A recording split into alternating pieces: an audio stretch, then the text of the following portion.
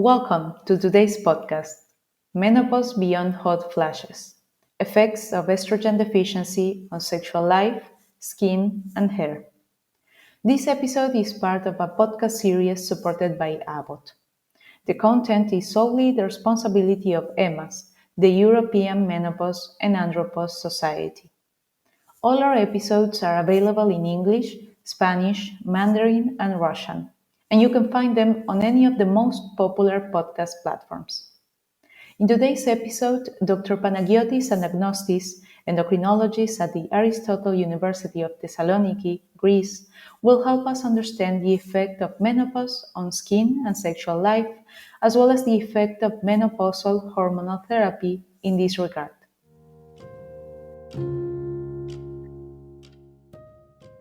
Dear colleagues, this is Panagiotis Anagnostis. I am an endocrinologist from Greece at the Unit of Reproductive Endocrinology from the First Department of Obstetrics and Gynecology of the Aristotle University of Thessaloniki. During the next 7 minutes, we will discuss the topic of menopause beyond hot flashes, effects of estrogen deficiency on sexual life, skin, and hair. Postmenopausal symptomatology affects more than 20% of postmenopausal women, with the most common symptoms which significantly affect their quality of life, including vasomotor symptoms such as hot flashes, night sweats, and sleep disturbances, which may start during the perimenopause and with a mean duration of 7.4 years.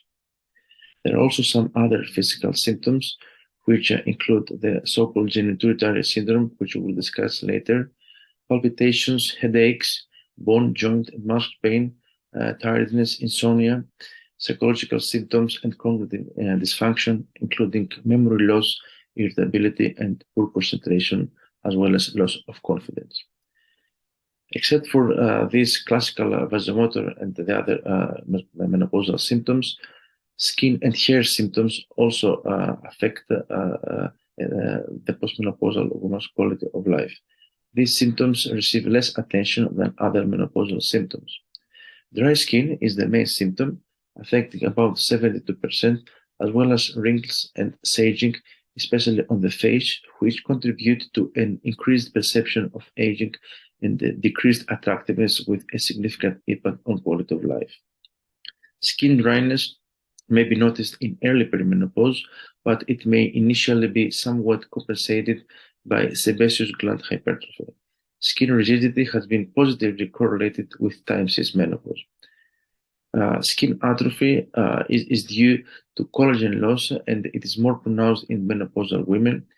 More specifically, in early menopause, skin collagen levels decrease fairly rapidly, with a collagen reduction of approximately 30% in the first 5 years. Some other skin problems include diffuse effluvium due to follicular rarefication, as well as androgenetic alopecia of female pattern, which may be observed later in menopause. Except for this reduced scalp hair pattern, increased hair growth in certain areas of the face may also develop. The main pathophysiology of these skin disorders include the presence of estrogen receptors, which are abundant in both dermis and epidermis and are most dense in the genitalia, face, and lower limbs. Estrogen deficiency alters certain skin functions, as well as impaired skin barrier function causes skin dryness from diminished skin moisture and decreased sebum production. Decreased collagen and elastin synthesis is also related to estrogen deficiency, as well as decreased glycosaminoglycans in the extracellular matrix, as well as affecting thermoregulation, and moreover, estrogen prolongs the anagen phase of the hair cycle, which enhances hair growth by increasing the synthesis of essential growth factors, which stimulate the proliferation of follicular keratinocytes. Except for skin dryness, vaginal dryness and vaginal irritation and itching may also occur, which may be followed by reduced elasticity, dyspareunia, urinary urgency, dysuria, and recurrent urinary tract infections, which will deteriorate with time from the menopausal transition, but in some cases may significantly affect the quality of life. The last symptoms form the so-called genitourinary syndrome of the menopause. In terms of therapy, menopausal hormone therapy, which is not indicated for the sole purpose of skin disorders, may have a beneficial effect on this regard. Estrogen improves skin surface texture, hydration, collagen content of the dermis, and viscoelasticity. However, the results on wrinkles are less clear, although in some studies an improvement has been observed after menopausal hormone therapy. Topical estrogens and topical isoflavonoids and phytoestrogens may also improve the estrogen deficient skin.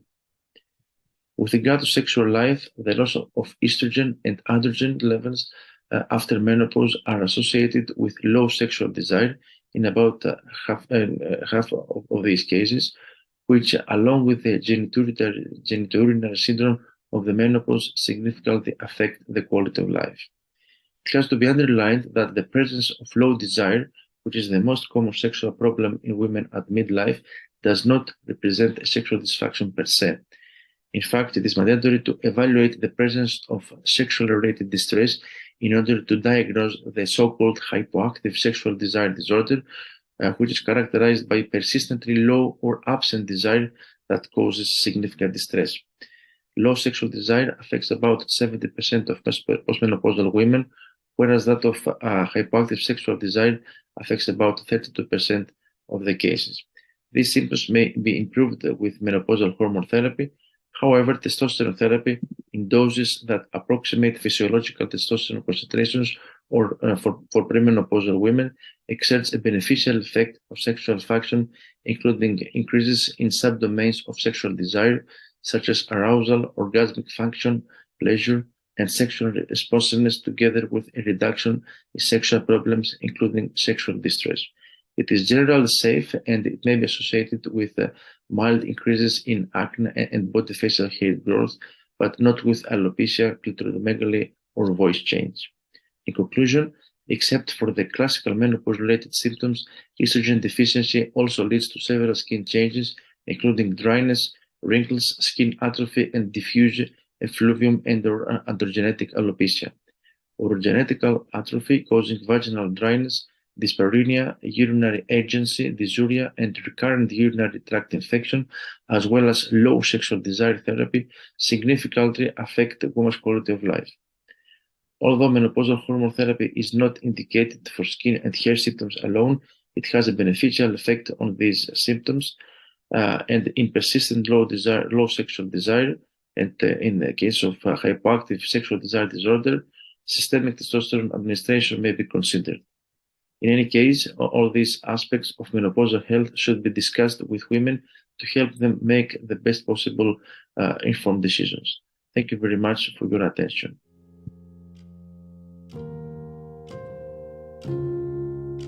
Today, Dr. Panagiotis and Anagnostis discussed the effect of menopause on skin and sexual life, as well as the effect of menopausal hormone therapy in this regard.